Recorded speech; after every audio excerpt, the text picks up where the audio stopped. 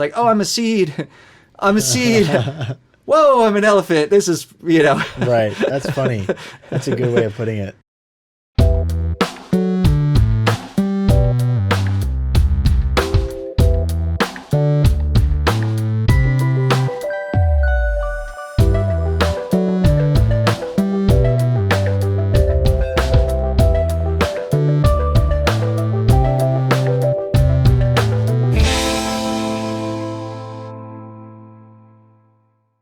All right, welcome to an episode of Words of Pinder. We've got some good stuff to talk about today, and our theme is transformation. We've been talking about actually a Transformation Tuesday kind of idea, and thinking about how every time we get together, we get inspired. This is my buddy Jack. He's here to hang out today. How's it going, guys? I'm Jack. And good to see you. Yeah, and one of the things we've been talking a lot about is how life challenges us to keep growing, and our idea of what we think we need to be is not always what we really should be or ought to be. It's so easy to think about, oh, well, this is how it should be, but really, is there something greater than should? Is there something greater than, well, I guess that's what it should be. Right, exactly. Yeah, it's like the idea of having to do this thing or that thing, like kind of when you're growing up, you grow up with a certain ideas instilled in you, and you think you should, okay, well, this is what it's always been, this is what it's supposed to be, this is how it should be. Yeah. But then you figure out a lot of the times it's not at all what it could be, potentially. And a lot of it is just like we mentioned earlier. I like that. Like we were talking about earlier off the camera, everything is based off of thoughts, and everything begins from thoughts. Yeah. So like, I had mentioned that someone did a podcast where he said that imagine for 10 seconds everything in your mind was just disappear, like your thoughts, your imagination, your memories, who you know, who you are, your name, where you live, that you're a human. Like, what would be left? I already wasn't a human, so that's kind of... Same, I guess, but, for the purpose of the video. Yeah. But, just if all that disappeared for a certain amount of time, you might as well have just been reborn at that moment and started off fresh. And if you were born into a completely different lifestyle, what should be and what shouldn't be is already something completely different.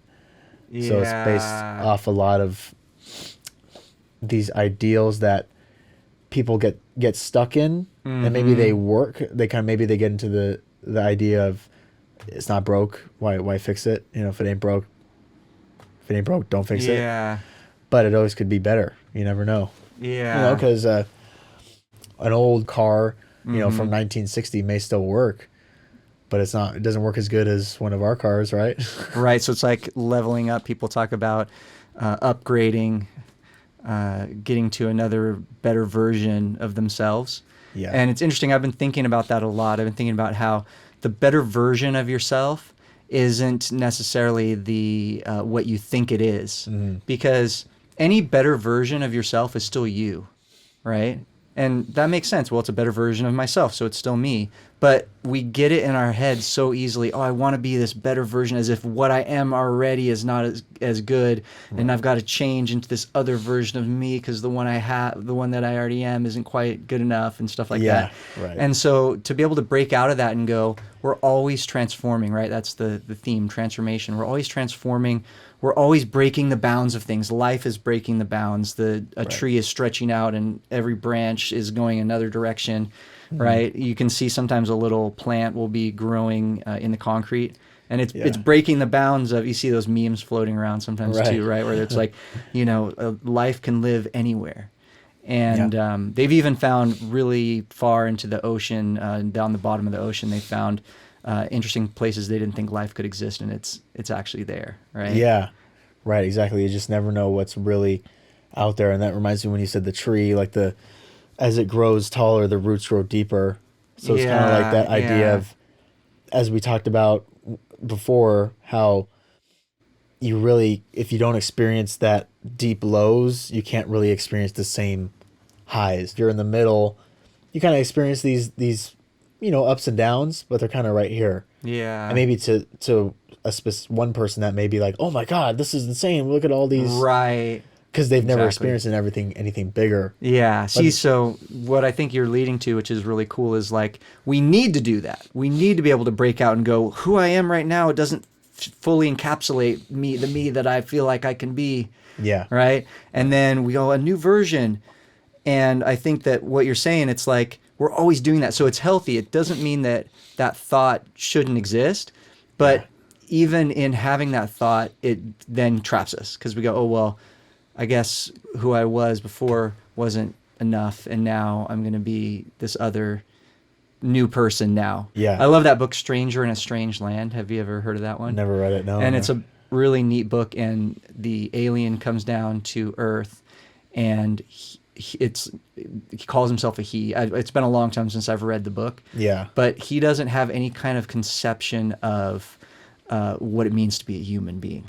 Okay. Right, but somehow he's able to transform into a human to feel what that's like. So he lives with a family or something's going on. It's been a long time since I read it, but I really liked it as a teenager. Yeah.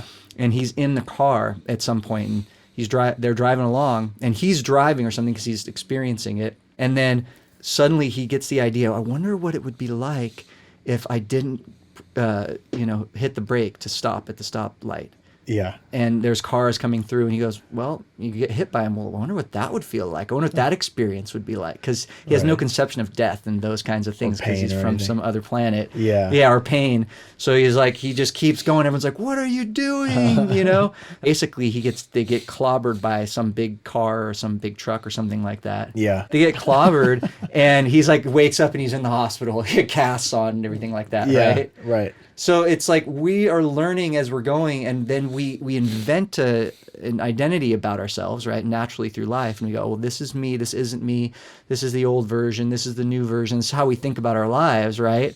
We need to have an idea of ourselves. Otherwise, if we were just floating through at all moments and we never had our identity, we never had any of those things, it'd be hard to get around, right? It'd be like the guy who's the stranger in the strange land. Right. Oh, I don't remember anything. I don't know who I am, right? So Yeah. obviously we need to have that built in, and it's wired into us to survive and to think of ourselves a certain way.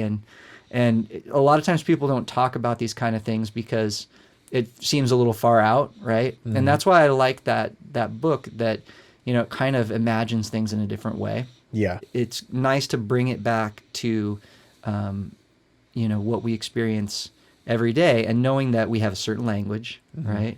We have certain experiences that we grew up with, and people we know, and our friends, and who our teachers are, our parents, our beliefs, our cultural identity, all these things that we're absorbing, right? So we have all these things, and we take them all in, and we go, oh, that's how it is. Oh, that's what I was told. Oh, well, that's how my family is. That's how I am. That's who I am. Right? And we choose the things, but then we don't realize we're choosing those things because it just seems like, well, that's just how it is. And so it all gets built up, right? Right. But really, I think what you're saying is that even though that's the case, it really isn't so.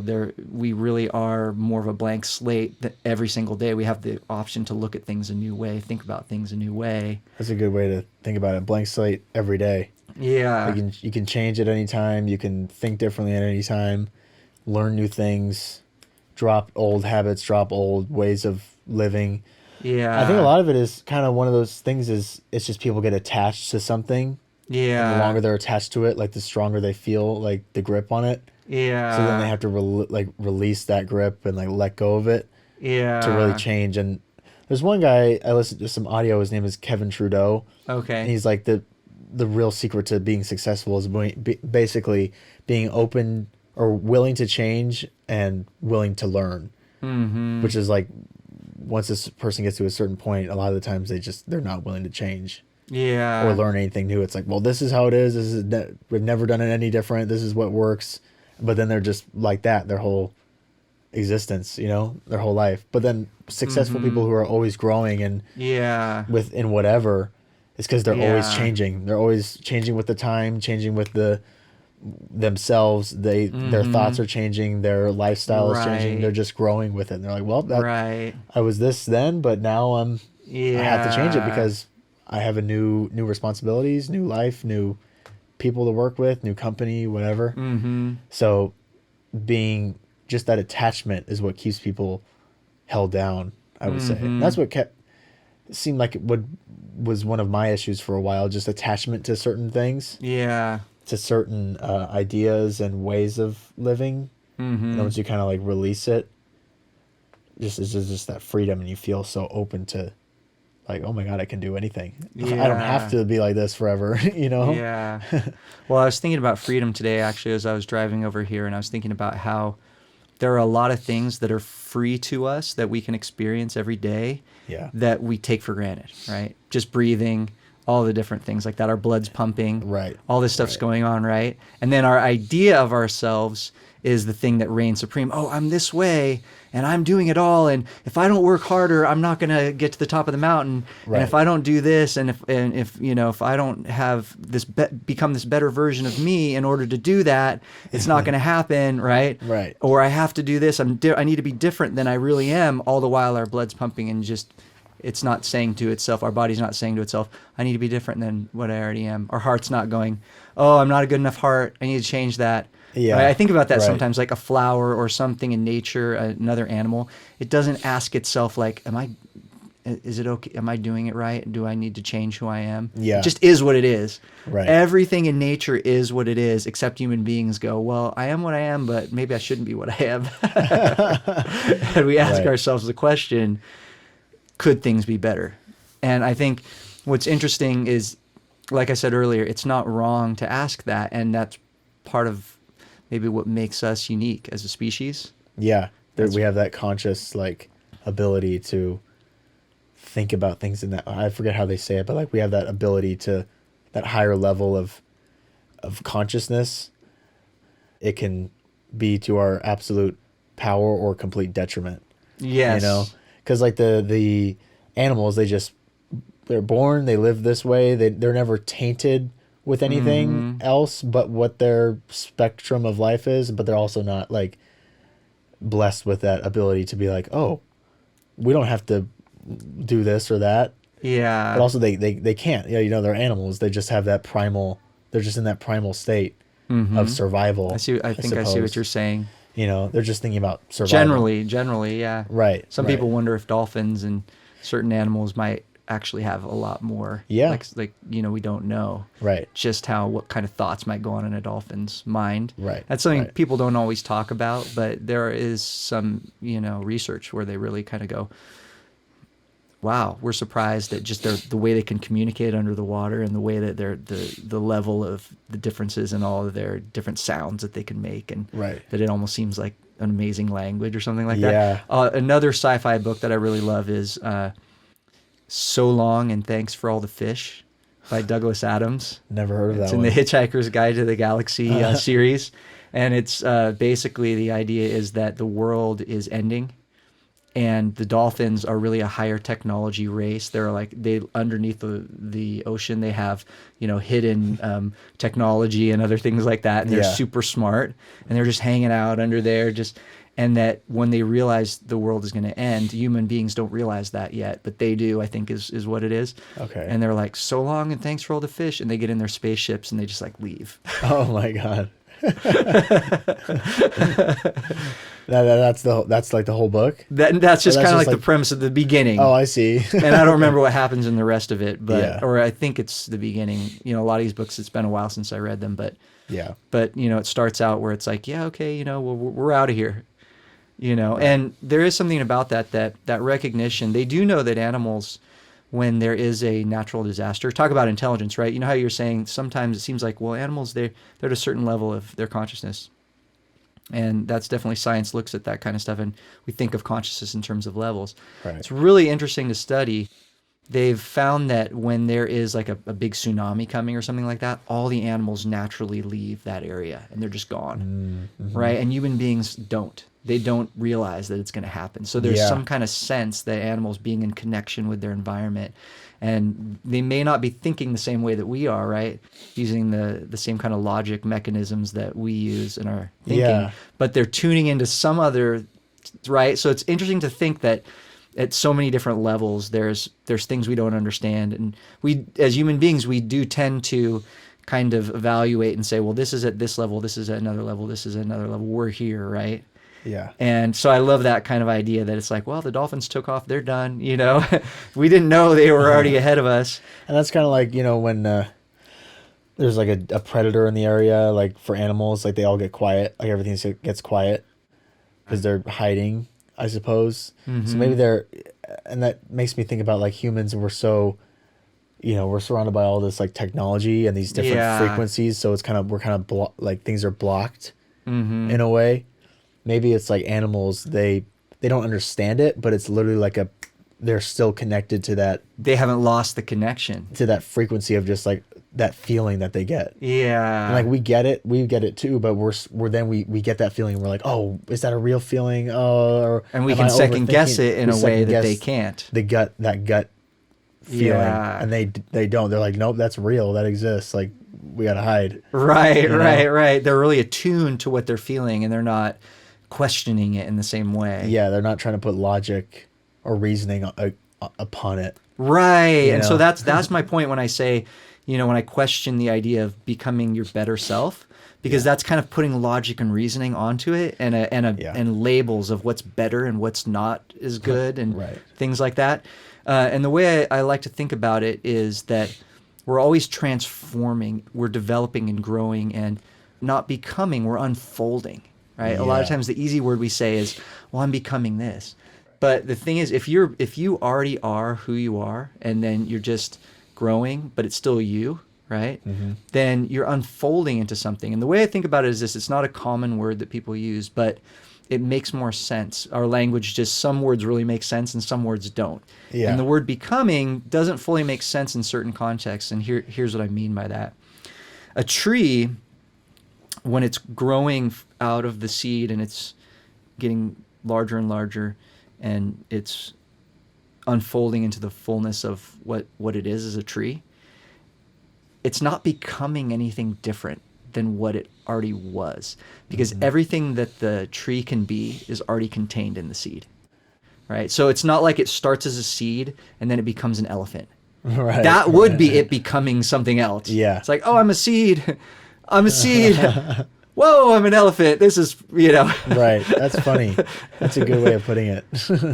I like that because it's like almost, I guess that can be tied into people defining themselves by external things. Yeah. Like, oh, I have this amount of money. I have this car. When I become this. When I get this. Yeah. Or I get that.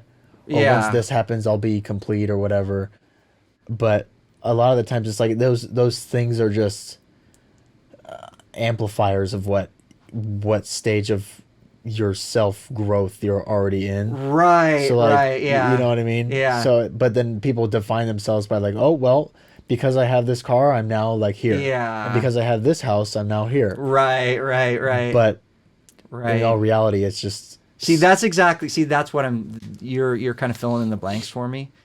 Because the cool thing is, when a tree is growing at every stage, when it's a small tree, when it's a medium-sized tree, when it's a big tree, it's always being a tree, right? Right. You kind of can't argue that. Yeah. You know, it's not being an elephant. Right. So that's what I mean. And just like you're saying that we go, now I've gotten here. Oh, I have this type of house, like you said, or I've achieved this status.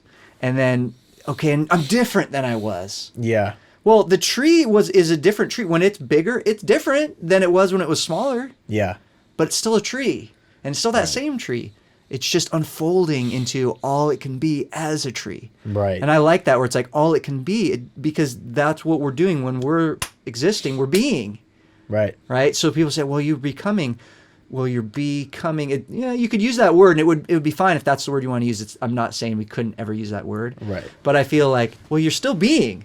So why change it to say you're becoming? Because you're always being. The tree is always being a tree. An elephant is always being an elephant at every stage of being an elephant.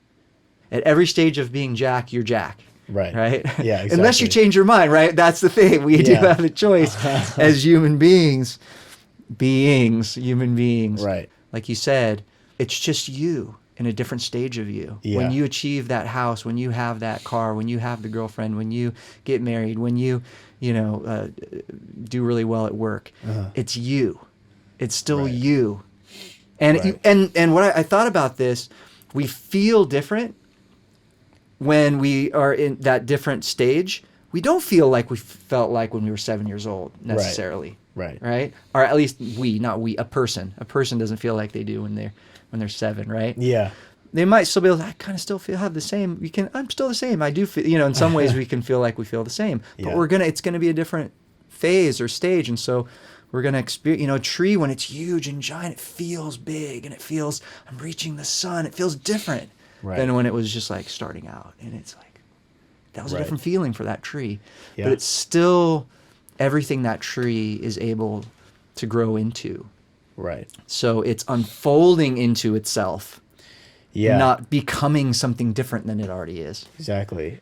Really, what it made me think of how humans, they notice change in things. When someone gets, say, a new car, is because it's this brand new, and they feel super excited about it because it's different. Like when they have it, they're like, "Oh my God, I have this," and it feels amazing driving it because it's different. Yeah. Because they are attuned to the change. Yes. In things, whether good or bad. Like when something gets really bad. And they really feel this certain way about it because it was a change. But if they were always like that, they would have been like, what do you mean? This has always been like this. Yeah. But if something really good happens, it's because it was like it was a flip in their life style, life existence. Yeah. Right. So I don't know what you said that made me think of that, but it kind of brought me that way to where humans themselves are just notice changes in things. I don't know how to tie that back in, but no, I know it what made you me think mean. of that. I know what you mean. It's what we are, what's on our radar, right? The things that we think are important. There is it called the reticular activating? I'm trying to remember the name of in the brain. They talk about there's an area in the brain that is wired to look for what's important and what is we need to pay attention to. Yeah. Right. And you can actually choose if you're starting to look like when you're driving in the car. We're using a lot of car analogies today, Right? But when you're driving in the car and someone says, "Hey, you do see that you're playing slug bug or you're playing some kind of thing? Look for all the blue cars." Yeah.